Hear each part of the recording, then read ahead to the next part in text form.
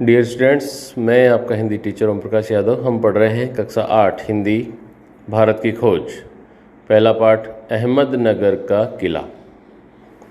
जैसा कि आप जानते हैं, भारत की खोज पुस्तक जो है वो पंडित जवाहरलाल नेहरू के द्वारा लिखी गई पुस्तक का एक अंश है। हम उसी में पहला पाठ पढ़ रहे हैं, अहमदनगर का किला। इसमें इन्होंने उनके जीवन में उस समय के दौरान घटी घटनाओं का वर्णन किया है। हम देखते हैं कि करके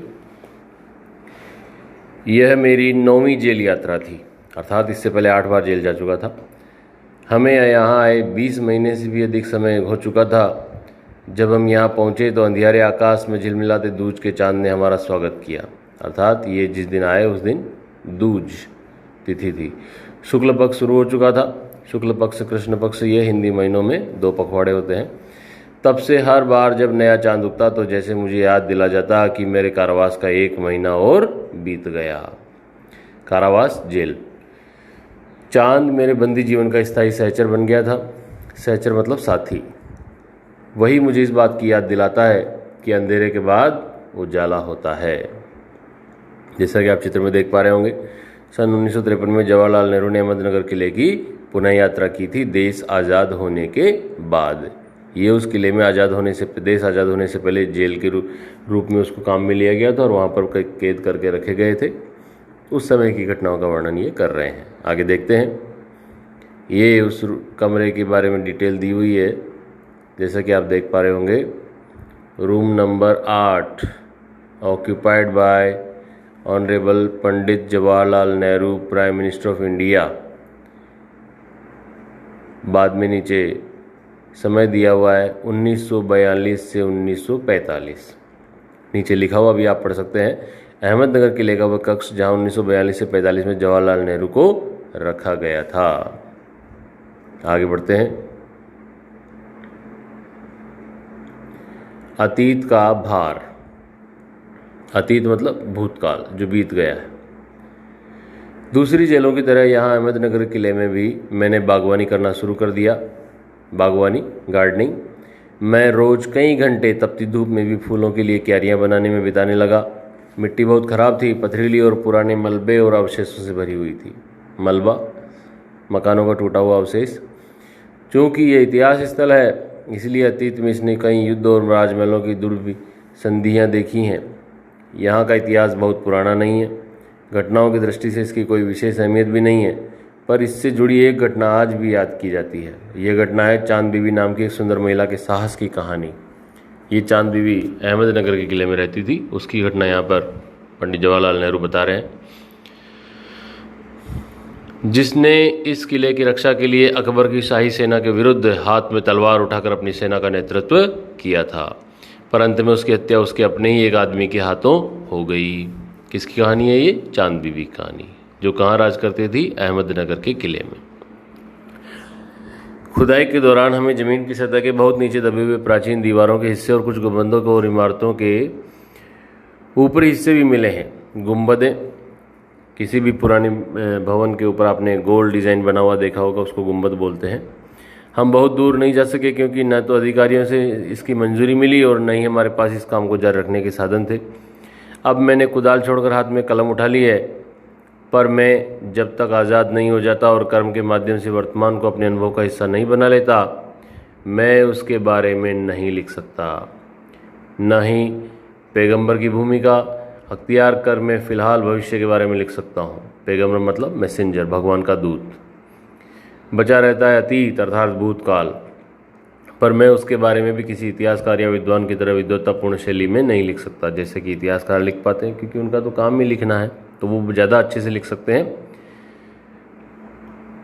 मैं पहले की तरह अपने आज के विचारों और क्रियाकलापों के साथ संबंध स्थापित करके ही उसके बारे में कुछ लिख सकता हूँ।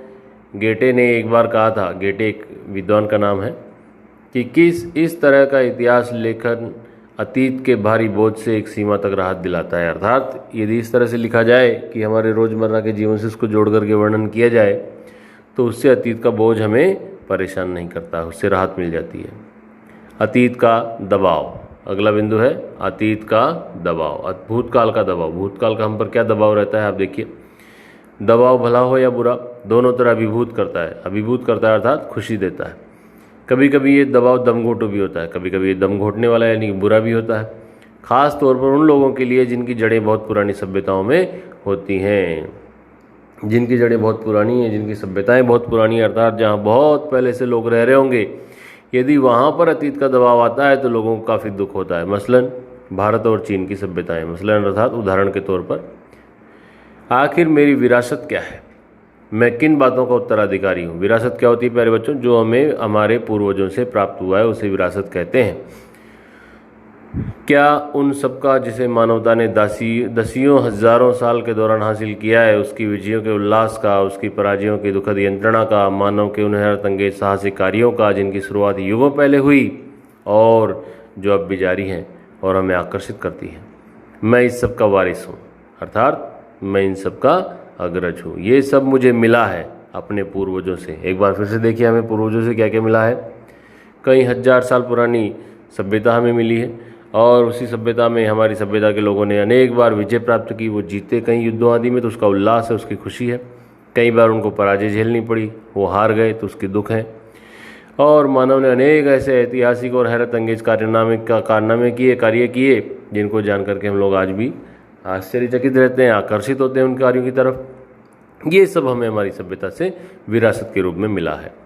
साथ ही उस सब का भी जिसमें पूरी मानव जाति की साझेदारी है।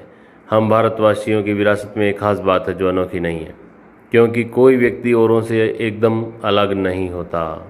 कोई भी व्यक्ति दूसरे व्यक्तियों से थोड़ा सा अलग हो सकता है, एकदम पूरी तरह अलग नहीं हो सकता। अलबत्ता हालांकि एक बात हम लोगों में विशेष रूप से लागू होती है जो हमारे रक्त, मांस और अस्थियों में समाई है, अर्थात हमारा रक्त, हमारा मांस और हमारी अस्थियाँ, हमारी हड्डियाँ एक समान है। इसी विशेषता से हमारा वर्तमान रूप बना है और हमारा भावी रूप बनेगा। अर्थात हम लोगों को सदैव ये बात माननी चाहिए कि कोई भी मानव कहीं का भी रहने वाला हो, चाहे वो अतीत का हो, चाहे वर्तमान का हो, चाहे भविष्य में आएगा, किसी भी देश और किसी भी सभ्यता से जुड़ा हुआ हो, हम सब में रक्त, मांस और अस्थियाँ एक समान है। यदि हम ये बात ध्यान में रखेंगे तो इसी से हमारा वर्तमान बनेगा और इसी से हमारा भविष्य भी सुधर जाएगा। अर्थात हमें मानव से प्रेम करना चाहिए, कभी भी इंसानों से आपस में लड़ाई झगड़ा नहीं करना चाहिए।